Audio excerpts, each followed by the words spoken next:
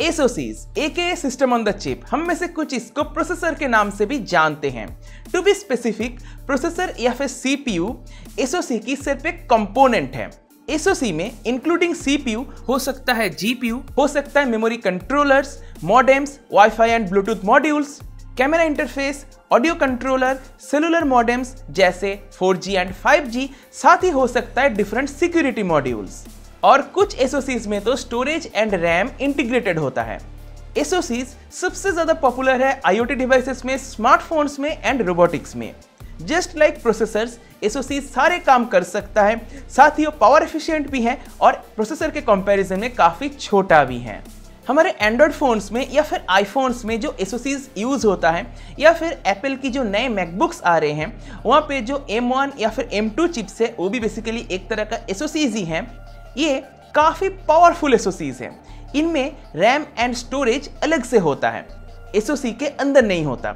इधर रैम या फिर स्टोरेज को एसओसी के ऊपर इंस्टॉल किया हुआ रहता है, जिसको पीओपी पैकेज भी बोला जाता है, या फिर मदरबोर्ड में एसओसी के बहुत पास रैम या फिर स्टोरेज को इंस्टॉल किया जाता है। मे भी अभी आपको लग रहा होगा एसओसी पहले ही तो इतना छोटा है, इसके अंदर इतने सारे कंपोनेंट्स कैसे आ सकता है, इतने सारे अलग अलग मॉड्यूल्स इसमें कैसे आ सकता है। अब देखो, जो हमारे लैपटॉप में या फिर डेस्कटॉप कंप्यूटर्स की जो प्रोसेसर्स हैं उसकी तरह एसओसी बिल्कुल भी नहीं है। एसओसी के अंदर जो ट्रांजिस्टर काउंट है वो प्रोसेसर के कंपैरिजन में काफी कम है। तो क्या एसओसीज स्लो है? बिल्कुल भी नहीं। एसओसीज डिजाइंड है एआरएम आर्किटेक्चर पे, simple and smaller instruction sets को इजीली प्रोसेस कर सकता है। अगर हम गौर करें तो एसओसी के ऊपर जो एप्लीकेशंस रन होगा, जो मोबाइल एप्लीकेशंस रन होगा, या फिर जो ऑपरेटिंग सिस्टम है, चाहे मैं बात करूं एंड्रॉयड की, चाहे मैं बात करूं आईओएस की, वो सब इसी एसओसी के लिए डिजाइंड है या फिर वो इसी आर्किटेक्चर पे डिजाइंड है। तो हाँ, डेफिनेटली जो एसओसीज है वो प्रोसेसर के कंपैरिजन में डेफिनेटली स्लो है, पर एज ए एंड यूजर हमें कोई फर्क पता नहीं चलेगा। इसी लॉजिक के साथ आप एप्पल की ए सीरीज के एसओसीज ही देख लो। आज भी बहुत सारे ऐसे लोग हैं जो आईफोन 10 यूज कर रहे हैं और वो काफी अच्छा चल रहा है। एंड्रॉइड एसओसीज के साथ दिक्कत क्या होती है कि एक ही SoC different software and different hardware के साथ काम करने के लिए बनाया जाता है, जहां पर एप्पल एक स्पेसिफिक एसओसी अपने एक स्पेसिफिक लाइनअप के डिवाइसेस के लिए यूज करता है, तो उनका हार्डवेयर एंड सॉफ्टवेयर ऑप्टिमाइजेशन गजब का होता है। आप खुद ही देखो ना, जो A16 बायोनिक चिप है जो iPhone 14 pro and iPhone 14 pro max में यूज हो रही है, ये सिर्फ एक हेक्सा-कोर एसओसी है, या फिर यूं कह लो एक हेक्सा-कोर प्रोसेसर है। और हम एंड्रॉयड में सालों से ऑक्टा-कोर प्रोसेसर्स यूज कर रहे हैं, या फिर यूं कह लो ऑक्टा-कोर एसओसीज यूज कर रहे हैं, और अभी एप्पल सिर्फ हेक्सा-कोर में ही आया है।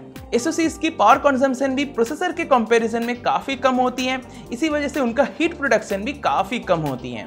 In contrast most of the laptop and desktop processors x86 architecture पे डिजाइंड है, तो कॉम्प्लेक्स इंस्ट्रक्शन सेट्स को इजीली प्रोसेस कर सकता है।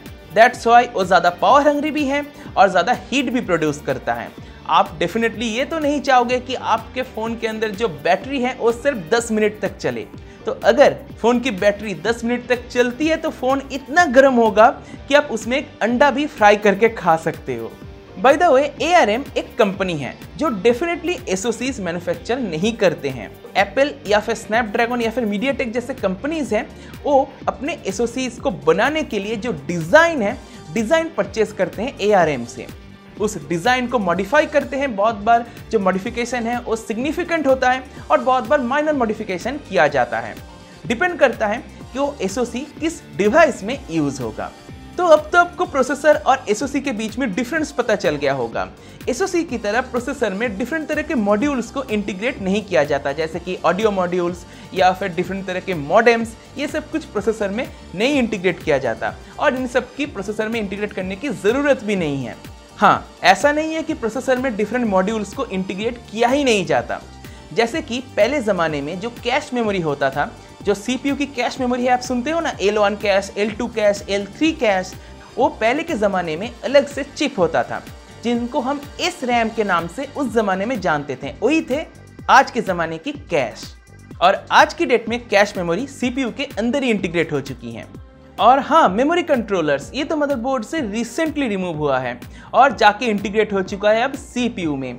इसको आप में से बहुत सारे लोग जानते हो नॉर्थ ब्रिज के नाम से। North bridge basically high bandwidth lens को हैंडल करता था, जैसे कि पीसी एक्सप्रेस या फिर एजीपी लेंस हो गया, या फिर हो गया रैम की लेंस, या फिर बहुत सारे लोग इसको मेमोरी लेंस के नाम से भी जानते हो। आप इस डायग्राम को देखो तो आपको नॉर्थ ब्रिज का कॉन्सेप्ट समझ में आ जाएगा। यहाँ पर एक सवाल डेफिनेटली अराइज होता है कि अगर सारे कंपोनेंट्स को अलग अलग रखा जाए तो ही तो ज़्यादा बेनिफिट मिलेगा, तो हम इजीली एक एक कंपोनेंट को रिमूव भी कर सकते हैं, उसको रिप्लेस भी कर सकते हैं। देखो यहाँ पे ऐसा करने से डेफिनेटली एडवांटेज तो है पर डिसएडवांटेज ज़्यादा है। जैसे आज की डेट में प्रोसेसर काफ़ी फास्ट हो चुकी है, जो पीसी एक्सप्रेस लेंस है वो बहुत ही फास्ट है, साथ ही साथ जो रैम की लेंस है बहुत ही फास्ट है। तो इतना फास्ट कैसे पॉसिबल हुआ?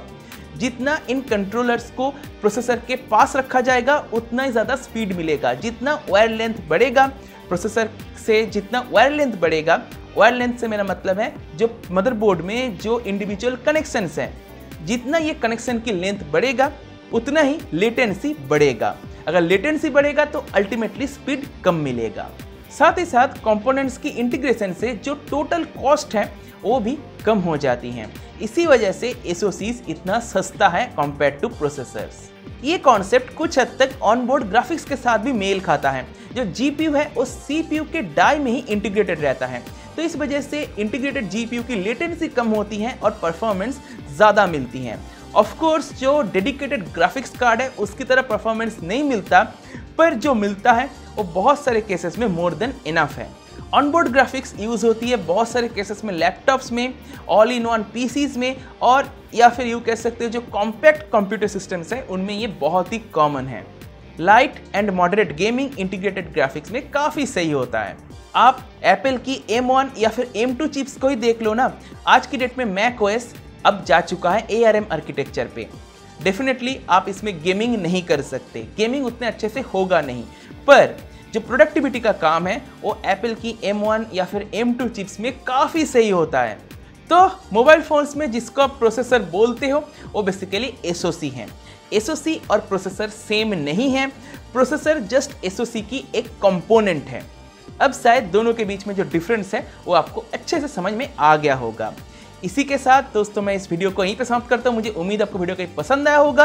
अगर आपको वीडियो पसंद आया तो वीडियो को लाइक कीजिए, अपने दोस्तों के साथ शेयर कीजिए। अगर आपके मन में कोई सवाल है तो मुझसे कमेंट सेक्शन में बेझिझक पूछ सकते हैं, मैं उसका आपको जरूर रिप्लाई करूंगा। अगर अपने चैनल को सब्सक्राइब नहीं किया सब्सक्राइब कर लीजिए, सब्सक्राइब करने के साथ नोटिफिकेशन बेल है उसको भी टैप कर दीजिएगा। इसी होगा तो जब मैं कोई नई वीडियो अपलोड करूंगा तब नोटिफिकेशन मिल जाएगी। इसी के साथ इस वीडियो को मैं यहीं पे समाप्त करता हूँ। देखने के लिए दोस्तों आपका बहुत बहुत धन्यवाद। Good bye.